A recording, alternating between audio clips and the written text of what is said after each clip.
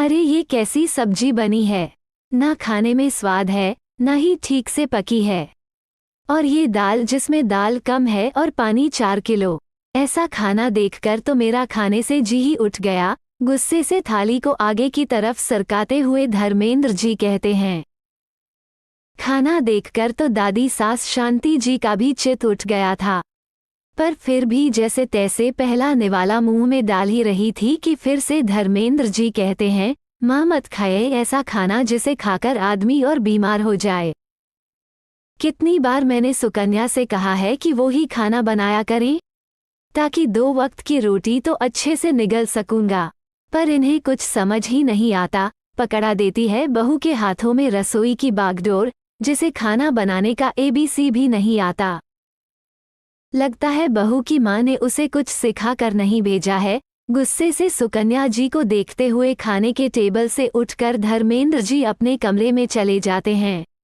धर्मेंद्र जी की बातें सुनकर सुकन्या जी की लाडली बहू तरु उसके पास आती है और रोते हुए कहती है, मुझे माफ कर दीजिए मम्मी जी, मेरी वजह से आपको रोज रोज डांट खानी पड़ती है। पर मैं क्या करूं मम्मी जी, मुझे भी आपके जैसा खाना बनाना सीखना है। मैं बचपन से रसोई से दूर अपनी पढ़ाई में उलझी रही। कई बार मेरी माँ ने मुझे खाना बनाना सिखाया भी, पर मैं ये बोल के टाल देती थी कि सीख लूंगी वक्त आने पर अब लगता है मेरी माँ सही कहती थी कि लड़कियों को खाना बनाना भी आना ही चाहिए, चाहे वो जॉब करें या घर पर रहें।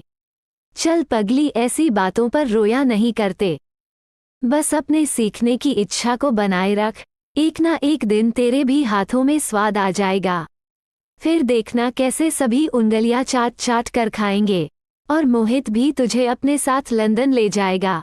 तरु की आंखों से आंसू पोंछते हुए सुकन्या जी कहती हैं, पर मम्मी जी अभी तो पापा जी भूखे सोने चले गए ना। तरु निराश होते हुए कहती है, तू उसकी चिंता मत कर, मैं अभी उन्हें मना कर लाती हूँ।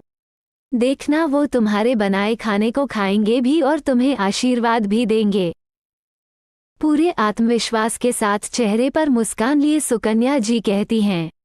फिर सुकन्या जी अपने कमरे में जाती है और धर्मेंद्र जी के पास बैठ जाती है, जो झूठ का आंख बंद करके सोने की एक्टिंग कर रहे थे। मोहित के पापा, चलिए खाना खा लीजिए। धर्मेंद्र जी का हाथ हिलाते हुए कहती हैं, नहीं खाना है जानवरों को देने वाला खाना, तुम ही खाओ अपनी लाडली के हाथों का बना खाना। अरे उसे डांटने के बजाय तुम उसे सिर पर चढ़ा कर रखी हो। गुस्से से करवटें बदलते हुए धर्मेंद्र जी कहते हैं, सही कहा आपने जी, मैंने तो पारुल और निधि को भी सिर पर चढ़ा कर रखा था, और आपको भी। याद है आपको जब अपनी दोनों बेटियां 12वीं के बाद खाना बनाना सीख रही थी और ऐसे ही कच्चे पक्के खाना बनाकर परोस रही थी, तब आप क्या कहते थे याद है? कोई नहीं बेटा, हम तो इसी कच्चे पक्के खाने से अपना पेट भर लेंगे। मुझे विश्वास है कि मेरी बेटियां पढ़ाई के साथ साथ खाना बनाने में भी माहिर हो जाएगी, इसलिए कच्चा पक्का जैसा भी बने पर सीखना कभी नहीं छोड़ना, वरना जीवन में कभी नहीं सीख पाओगी। तो क्या ये बात अपनी बहुरानी पर नहीं लागू होती है? जी क्यों उसे बार बार ताने देकर उसके विश्वास की धज्जियां उड़ रहे हैं?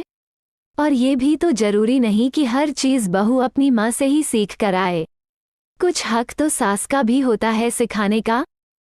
मैं भी तो यहाँ आकर ही बहुत कुछ सीखी हूँ, अब हमारी बहू की बारी है, इसलिए आपको कटाक्ष करने के बजाय उसका साथ देना चाहिए। सुकन्या जी के मुंह से ये सब सुनकर धर्मेंद्र जी उठकर बैठ जाते हैं और फिर कहते हैं, सही कह रही हो सुकन्या तुम। जब बेटियों की हर छोटी मोटी समस्याओं को हम नज़रअंदाज कर सकते हैं, तो फिर बहू की क्यों नहीं। फिर धर्मेंद्र जी सुकन्या जी कहते हैं, चलो चलकर खाना खाते हैं। फिर कमरे से आकर सीधा कुर्सी पर बैठ जाते हैं और बहू को कहते हैं, जल्दी से लाओ बहू, खाना बहुत जोरों की भूख लगी है। और हाँ, अब बिना डरे जब मन करे तुम ही पकाया करो खाना, तुम्हारे पापा जी तुम्हारे हाथों से बने कच्चे पक्के खाने को भी खाने के लिए तैयार है। धर्मेंद्र जी की सकारात्मक बातें सुनकर तरु के चेहरे पर खुशी की एक लहर दौड़ जाती है और वो सुकन्या जी की तरफ देखकर मुस्करा देती हैं। फिर सबके खाने के बाद तरु सुकन्या जी को धन्यवाद देती हैं और कहती हैं, पर मम्मी जी आपने पापा जी को कैसे मनाया, मुझे कुछ समझ नहीं आया। मैंने तो कुछ खास नहीं किया, बस बहू बेटियों का अंतर दिखा दिया।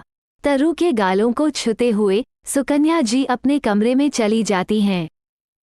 दोस्तों, अगर यह कहानी आपको अच्छी लगी हो तो वीडियो को लाइक और चैनल को ज़रूर सब्सक्राइब करें। धन्यवाद दोस्तों।